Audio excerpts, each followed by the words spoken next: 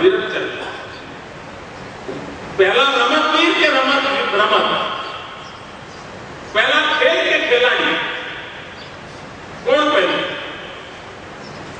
ખેલાડી હોય તો ખેલ થાય કે ખેલ હોય તો ખેલાડી આવે? મારે આ ખેલકૂદ મહાકુંભ દ્વારા એ પ્રશ્નનો જવાબ આપવો છે. રમત રમીશું તો રમતવીરો આપવા આપો, ખેલ ખેલીશું તો ખેલાડીઓની ધરમાર ઉભી થશે. પહેલા એક રમી મેદાનમાં ઉતરીએ. અહીંયા તમે બધા તમારા પરિવારના સંતાનો બાબતનો વિચાર કરતા કમનસીબે વ્યાયામ શિક્ષકોનું કામ સૌથી અઘરું થઈ ગયું છે. સૌથી અઘરું થઈ ગયું. અઘરું એટલા માટે થઈ ગયું છે કે બાળક 8મા ધોરણમાં આવે અને વ્યાયામ શિક્ષકનો ભેટો થાય અને 9મું હજુ તો પૂરું કરવાનું બાકી હોય અને એને 10ના ટકાની ભૂત ઘૂસી જાય. 10ના ટકાનો ભૂત ઘૂસી જાય. આખું કુટુંબ પેલા બહાર જવા થાય. વ્યાયામ શિક્ષક કોઈ સાથે રમી લે છે, ના હું મારે ટ્યુશન જવાનું, ના મારે વાંચવાનું છે. મિત્રો તમારી તકલીફ ખબર છે. વ્યાયામ શિક્ષકના હાથમાં બાળક માંડ દોડ વર્ષે 10મું પાસ કરે તો 11માં એમ થાય હવે જરા ખેલકૂદ કરો, એટલે ખેલકૂદ કે મેદાન વાળી મોજ મસ્તી. અને પછી 12મું ધોરણ આવે વળી પાછો ડબ્બામાં અને પછી તે કોલેજ. આ સમસ્યાનું સમાધાન શોધવું છે. અને તેથી આપણે 12 વર્ષથી નાની ઉંમરના બાળકોની રમતગમતની પરંપરા ઉભી કરી છે. એને માથામાં બીજી જે સમસ્યા છે કે કેટલાક લોકોને એમ લાગે છે કે રમત ગમત કેરિયર માટેની હોય તો જ કરવાની. આ બ્રહ્માદી સમાજને બહાર લાવવો પડે. કોઈ ઓલિમ્પિક રમવાનું હોય તો જ રમત રમવાનું હોય તો ના હોય. અરે જીવનના ઘડતર માટે રમત ગમત જરૂરી છે. અને આપ જોજો મિત્રો, જે વિદ્યાર્થીઓ રમતવીર નહીં બન્યા, જે વિદ્યાર્થીઓને તાલુકા કક્ષાએ પણ રમવા જવાનો અવસર નહીં મળ્યો હોય, એવા વિદ્યાર્થીઓ પણ જો રમતગમતના મેદાનમાં રમવા ટેવાયેલા હશે તો એનો વિકાસ તમે સર્વાંગીણ જોયો હશે. કારણ કે એને ખબર થાય તો શું તમને ખબર પડે. એકબીજા માટે રમતા ઉછળીએ પટીએ ભાગી જાય તો શું તમને ખબર પડે. સંકટના સમયે સાહસ કેમ કરવું એને આવડે છે. ચપળતાપૂર્વક કોઈ પ્રવૃત્તિ કેમ કરવી એને આવડે છે. અને એના કારણે એનો જીવન જીવવાનો કોન્ફિડન્સ એટલો બધો હોય છે કે બાકી બધી પ્રવૃત્તિઓમાં પણ પારંગત થતો હોય છે. તેથી ભલે કોઈ તાલું, હું મિત્રો એક તમારી સામે ઉત્તમ ઉદાહરણ છું. હું ક્યારે રમતવીર બન્યો નથી. મારું ક્યારે સિલેક્શન જ ના થાય.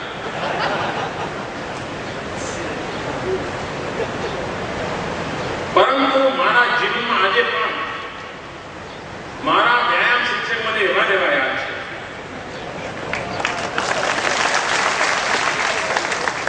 પરમાર સાહેબ કરીને હતા, દલિત સમાજના. પણ મારા મન પર એટલી અસર હતી, એટલી છબી હતી મારા મન પર. મને યાદ છે કે હવે બધા શાળામાં ભણીએ તો શનિવારે શિયાળામાં કે ઠંડી હોય, સવારની સ્કૂલ હોય તો વિદ્યાર્થી નેતાઓનો તોફાન કરવાનું મન થાય. સાહેબ ઠંડીની અંદર ચટણી નહીં, પેન્ટ પહેરીને આમાં કંઈ કરી આવે.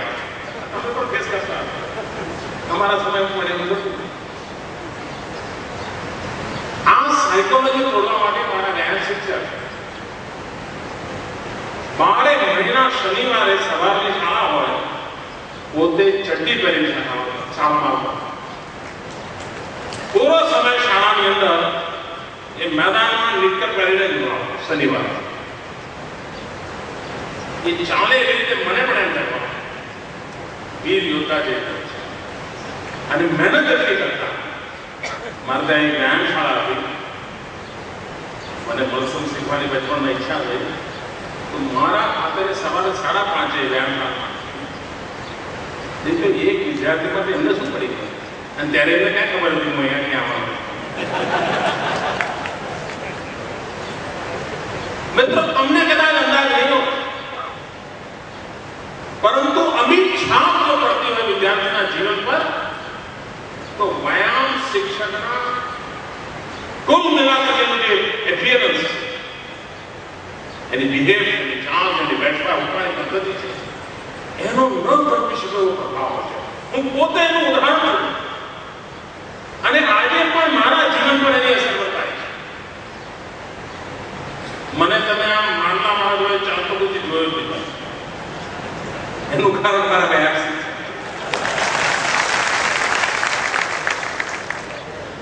મારે જીવન ક્રમની અંદર વ્યાયામ એને પ્રવેશ કર્યો જેનો આજે પણ મને આનંદ છે.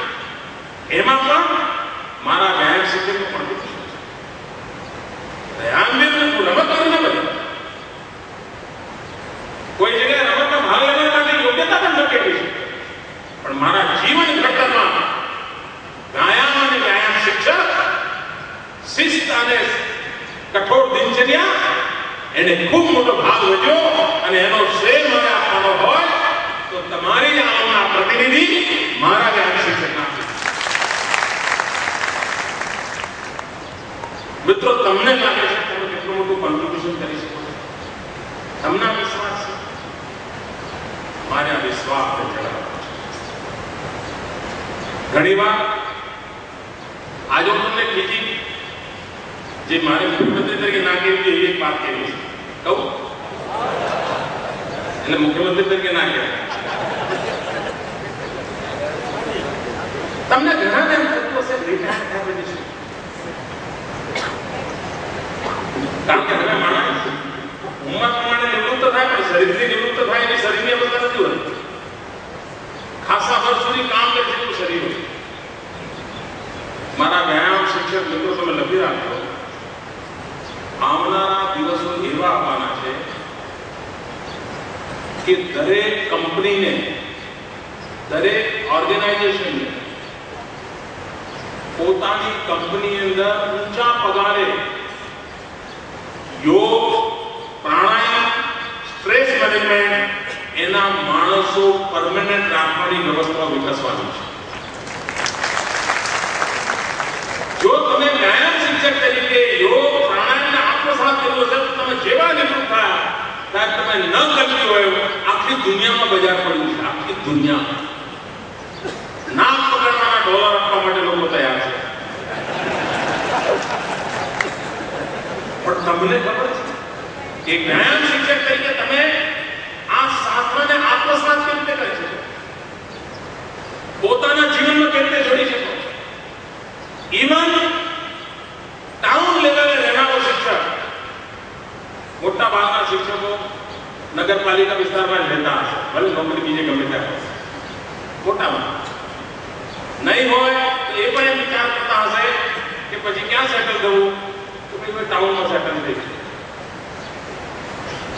દરેક ટાઉનની અંદર ભવિષ્યમાં પ્રાઇવેટ યોગા ઇન્સ્ટિટ્યૂટનો ક્રેઝ ઉભો થવાનો છે.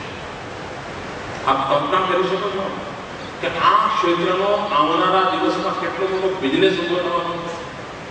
તમને આમ નહીં ખબર? અને આ એવું ક્ષેત્ર છે કે તમે જો અત્યારની રુચિ લેતા જાઓ ને તો તમારીમાં માસ્ટરી આવે. તમે એ અલગ અલગ કબજે કરી શકો. તમે એમ મારા જવાબ શાળામાં મારી વેલ્યુ શું?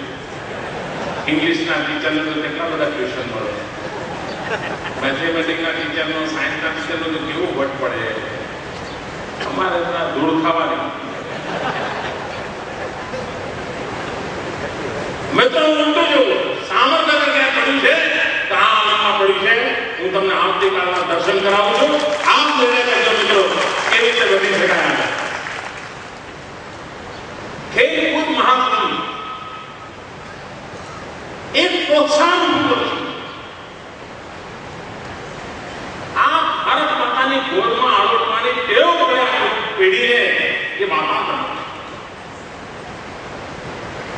સ્વામી વિવેકાનંદ વિદેશ ગયા, આખી દુનિયામાં ડંકો વગાડ્યો, જગત આખાને જય જયકાર કર્યો, દુનિયા આખી એમને જોવા સાંભળવા માટે આતુર થઈ ગઈ.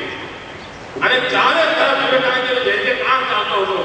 પણ જ્યારે અમેરિકાથી આટલો દિગ્વિજય કરીને પાછા આવ્યા હિન્દુસ્તાનની ધરતી પર, પહેલું કામ એમણે કર્યું, સમુદ્રના કિનારે ઉતરતાની સાથે ભારત માતાની ધૂળમાં આળો લે. માં ભારતીની એક એક કણની અંદર આળો લઈને પાગલ થઈ ગયા. આપણા કેટલા બાળકો એવા છે, શાળાના વિદ્યાર્થીઓ, જ્યાં ભારત માતાની ગોદમાં આળોટવાનો આનંદ લે છે. મિત્રો, આનંદ પણ અપાર હોય છે. હમણાં અમિતાભ બચ્ચન આપણે ત્યાં ગુજરાત ટુરિઝમનું પ્રમોશન કરી રહ્યા છે અને રોજ પોતાનો બ્લોગ લખે. એક વાત એમણે બ્લોગમાં લખી કે સાબરમતી આશ્રમમાં હું ઉઘાડા પગે ગયો, હોટલથી જૂતા પહેરીને ગયો, કારમાં સાબરમતી આશ્રમ ગયો, 4-5 કલાકના ઉઘાડા પગે, અને મેં વર્ષો પછી ધરતી સાથેના મારા ચામડીના સ્પર્શનો આનંદ થયો અને મને મારું બચપન યાદ આવ્યું. મને મારી ઇલાહાબાદની મારા બચપનમાં મારા ઘરની બહારનું મેદાન મને યાદ આવ્યું. આપ કલ્પના કરશો ને, આ માટીનો નાતો કેટલી તાકાત ધરાવતો છે. આ માટીનો નાતો કેટલી તાકાત ધરાવતો છે. અને શું આપણું કર્તવ્ય નથી કે આ માટી સાથે નાતો જોડવા માટે આ વિદ્યાર્થી આલમને આપણે પ્રેરિત કરી? જે પંચ મહાભૂત તત્વોનું જે શરીર બન્યું છે ને, તમારો જ્યારે પણ એનો સ્પર્શ આવે ને, તમને આનંદ થાય. તમે ગમે તેટલા થાકેલા હોય, સાવ પાણી, સાદું પાણી મોઢે છાંટો, કેવું આમ એકદમ સંતોષ થઈ જાય. તમે મૂંઝવણ અનુભવતા છે, બારી બારી ખુલ્લી હવા અનુભવો, એકદમ કોઈ દવા છે એ કોઈ ખાસ કંપની બનાવેલું ટોનિક છે, સહેજ આમ ઘરે નીચે આમ જમીન પર સહેજ આવો તો કેવું આમ લાગતું હોય છે. આ જે શરીર પંચ તત્વો બન્યું છે ને, એનો જ્યારે જ્યારે સ્પર્શ આવે ત્યારે અંતર ઉર્જા આપોઆપ પેદા થાય. આના વ્યાયામ શિક્ષકનું કામ જ આ છે, આ પંચતંત્ર સાથે આ પેઢીને જોડતા કરે. પણ જો મને પંચતંત્રના સામર્થ્યની ખબર ના હોય તો હું કર્મકાંડ કરીને પીટી પ્રિય થઈ ગયો. ચાલો ભાઈ, કારો પર હાથ લો, જમણો પર કરો, પછી તારો હાથ બરાબર નહીં, શું સમજે 5 મિનિટ એમાં. ફ્રી પીરિયડમાં શિક્ષક આવે શું કરે? ફ્રી પીરિયડમાં બીજા શિક્ષક આવી ગયા હોય, સાહેબ ઘેરા છે તો શું કરે? 3-4 જોક સંભળાવે. આ વિષય તો તૈયાર ન હોય. એમ પીટી ટીચર પણ કરાવે ને, બાકી બહુ ઈચ્છા ના હોય તો બે એમાં ઢીલા ડાળાને પકડે અને એને ભાષા આપવામાં અડધો પીરિયડ પૂરો થઈ જાય. એટલે મને ખબર હોય છે કે કહેવા નથી.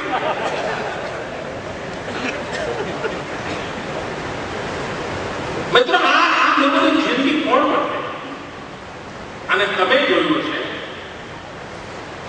ખેલાડીને એક્સપોઝર બહુ પડતું હોય છે. એનામાં દુનિયાની સામે ટકવાની તાકાત આવતી હોય છે. એક વક્તા એનું ઘડતર જેટલું સર્વાંગીણ હોય છે, એના કરતા એક ખેલાડીનું ઘડતર વધારે સર્વાંગીણ હોય છે.